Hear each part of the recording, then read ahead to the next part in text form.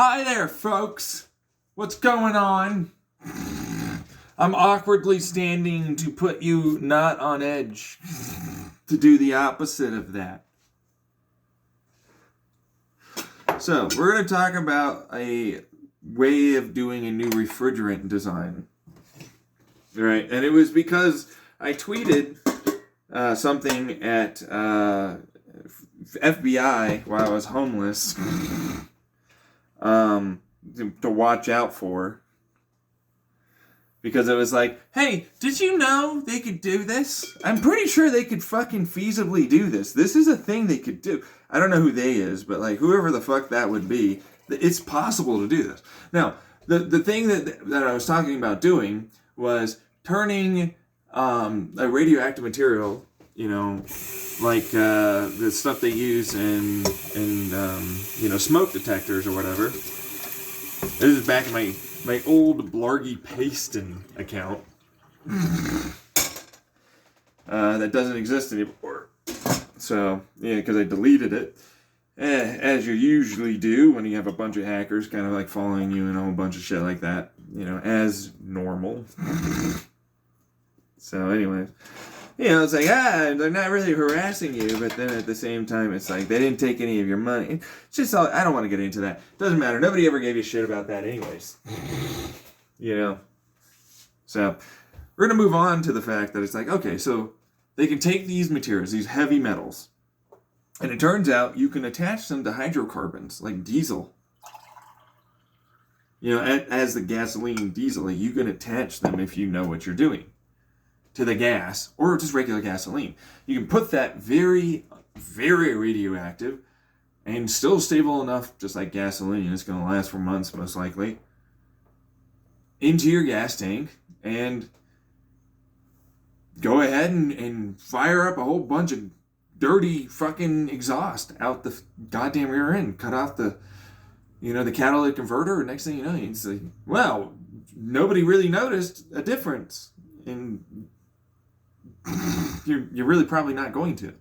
But, like, it's not an insignificant amount, and it's not an insurmountable hurdle to do to make that kind of happen. It's really not. So, it's like, oh, they should really probably know about this. Anyways, I'm sure that probably made a whole bunch of people do something. Or maybe not. I don't know. I never got tweeted back. Nobody ever said anything. And I deleted my account anyways because a bunch of fucking hackers were... Like, to put it in perspective, it's like, oh, I'm going to log out after unfollowing everyone. I did that. I log back in, spend like a month and a half. All of a sudden, it's like I'm following a porn account that I didn't follow. And, like, there had been, like, fucking things I liked that I hadn't liked. So... I was like, nah, I'm good. And that's after, like, things randomly were downloaded on my phone. And no blackouts. No sudden losses of time. I know I didn't log back in. I had to fucking change my password to even get back in because I forgot it. So, that whole thing. And so, it's just a whole thing. But it's like, oh, you know what? That did lead me into other things. Because I tweeted at them later on when I was homeless. About like how you can make a reactor out of that. It's not that hard to do. I mean, it's just lighter material and denser material and bricks and whatever else, in small little things, small little bricks. And then you have to make sure that like they're arranged the right way. So that way you have like the lighter one and there's a denser one behind it, and you kind of do a checkerboard pattern inside and outside, and next thing you know, you have a reactor.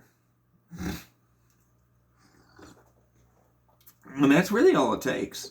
If you don't know about that, that's like stuff you can learn in high school. It's not hard. Like, honestly, it's really not hard to know about that. You can find textbooks that have it still, So if anybody's like, that's super impossible to know, blah, blah, blah, blah, and like, you're stupid, I get it, but like, others aren't. Anyways. Moving on. It's like, all right, so, but you know what? I was like, okay, so you can put it in like liquid nitrogen or liquid hydrogen or something and then turn that into its own reactor, but it takes a lot of energy to make liquid hydrogen or liquid nitrogen. I was like, there's got to be, and then I went into carbon dioxide because of dry ice was total, and then you can then make that into a liquid at the right pressure by having like a very close, kind of style of a pressure to have it in this Goldilocks zone of like it's a liquid that's also a solid that's willing to change into a gas, at the right kind of type of pressures and so on, and so it's like this kind of thing, and then that turned into like trying to cool a whole bunch. I wasted all the energy because this is like, zombie apocalypse or some dystopian future bullshit. It's like, why not?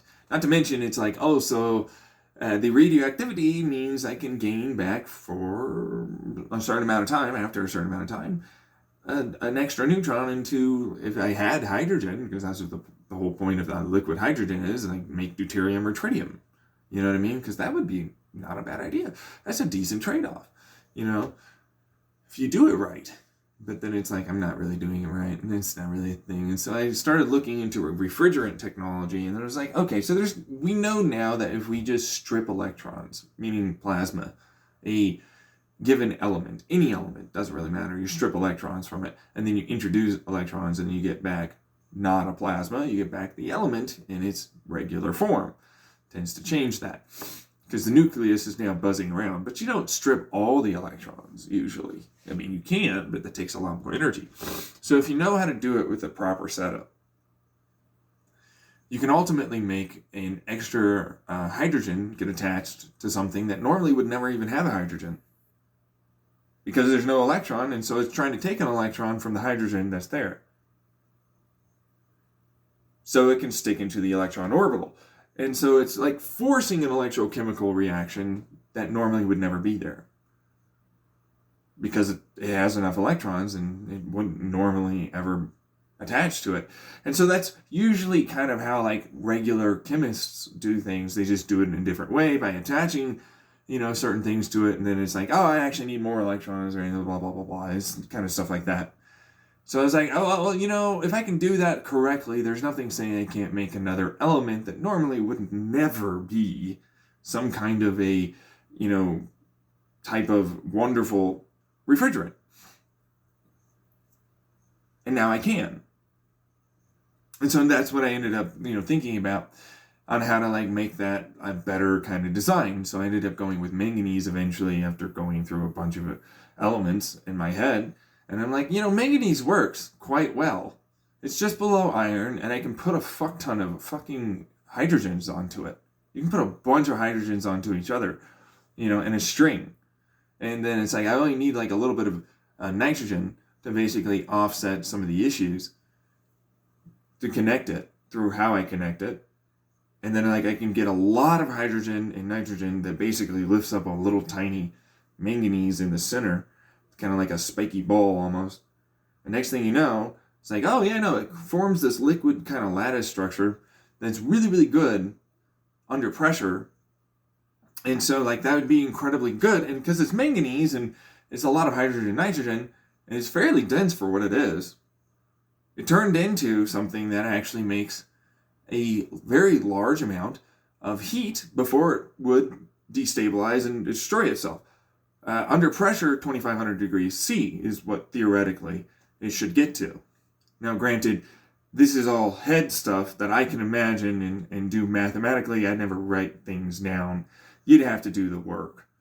So have fun with that. You're going to have to do that work, and try and challenge what it is I'm saying. I'm not here to do anything other than posit a concept.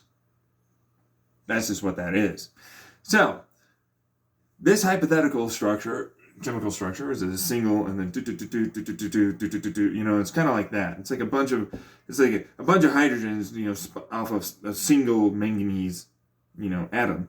But it's like they're just spikes. It's really like 1, 2, 3, 1, 2, 3, 1, 2, 3.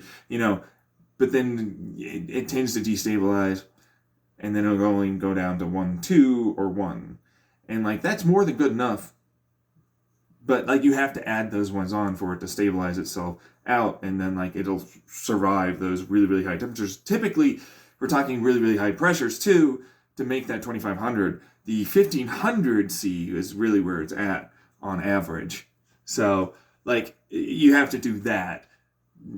just fine, because it's like, oh yeah, no, if I just do that as a reactor, I have a bunch of hydrogens, it's like one nitrogen really to make it all stable that's attached to it. Like literally, that's all that's necessary to make it stabilize itself with the amount of electrons it has there on tap with how it has to work. But then it's like, all right, yeah, and then it's like, oh, it's 1500 will totally work for the reactor. And then I can put it under a little bit of pressure, cool it off. That in its own right is then going to phase change. That gives me energy to spin a turbine. It's basically the equivalent of like a carbon dioxide level of energy input, because the heat doesn't allow for creep, because it's not quite the same level of heat for it to phase change. But under pressure, you get more heat before it phase changes. So it's always a balancing act on that one. Anyways, then you get to the point where it's like, all right, you got your turbine, you have to cool it off, and then you reintroduce it as the liquid under a little bit of pressure. Typically, that's all a heat pump is. But now it's like, right, except that's all I'm doing. But we have these thermophotovoltaics. Yay, thermophotovoltaics. I'm just going to make a box that are 40% efficient, by the way, now. They manufacture them. They're for sale, 40% efficient, not graphite blocks and frickin', these antimony craziness things. No, I don't need to do any of that.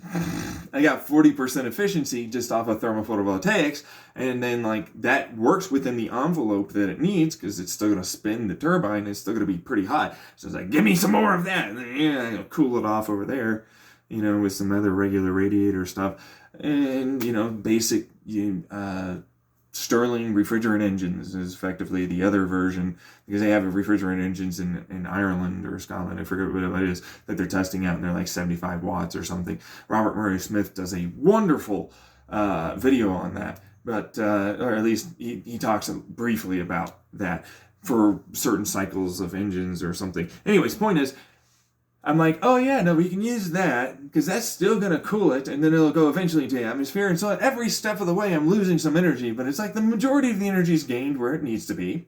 And then it's gained again for a second time. Sure, there's a little bit of loss, whatever, I don't really care. I mean, it needs to get cooled off anyways, might as well make some energy while it's being cooled off. And then again, it still needs to get cooled off anyway, so might as well make some more energy by the time it gets cooled off to the atmosphere. Yes, it's very big. Now I have a big old surface area to match the amount of heat output, but they already have that, so I don't really see what the big deal is. And it's all self-contained little modules that affect each other, so that heat stays where it needs to. It's cooled off as much as it's necessary. It maintains its efficiency, and same thing. I didn't see a problem with it. So it's like, that could work as long as the refrigerant does what it does. That's all that's necessary. You know what I mean? So there you go. Figured I'd talk about it briefly. Toodles!